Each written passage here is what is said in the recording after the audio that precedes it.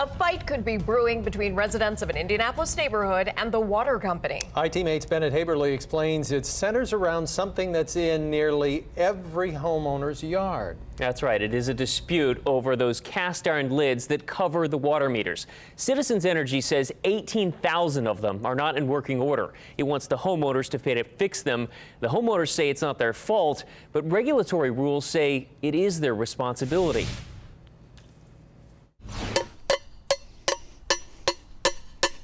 Brent Bowles is a man on a mission. It's just a tapping. You don't want to break it. A neighborhood association president out to prove a point. This is probably my 10th one in the neighborhood. His claim that meter readers who have failed to turn the bolts on the water meter lids have caused them to rust. Our meter readers would say we can't tighten the bolts if they're not working properly. It's supposed to turn, and it does not. Bowles' hammering began last week after letters were sent out by Citizens Energy demanding that homeowners fix the rusted out pit lids within 30 days or be charged up to $68. Bowles says it can be fixed with some elbow grease and a $4 can of rust remover. Neighbors are concerned that this problem is becoming a bit of a vicious cycle because the meter reader is often leaving these pit lids wide open. By them not exercising that bolt on a regular monthly basis has caused the issue.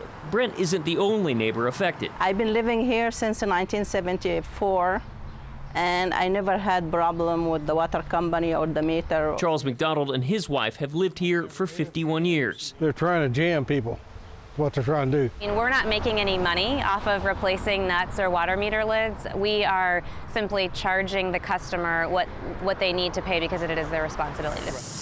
It's true. Rule 5.1 from the Indiana Utility Regulatory Commission states that the water meter lids are the responsibility of the homeowner. But IT Mate has learned that rule was just adopted in March of 2014. This isn't a moneymaker for citizens. Bowles is worried not all of his neighbors will be able to make the repairs themselves. I'm legally blind, and my wife is in a wheelchair. Daniel Pittman says he's filed a complaint with regulators, but in the meantime is thankful for neighbors willing to help. The liability on it should be the utility company, not the homeowner.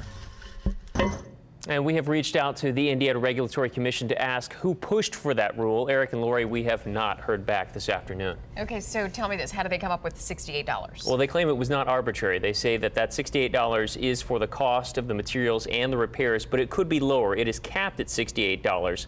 So you could obviously do it on your own. You could go out and hire a plumber, or if you choose not to do that or unable, they'll go ahead and do it for you, but they'll charge you whatever it costs. But again, there's the blame game kind of There's a lot of this going on, and then I think some people might have questions about how that rule is on the books, but it was just enacted last March. Right, like the woman who had had her house since 1974. People don't know. They don't know. All right, thanks, Bennett. Sure.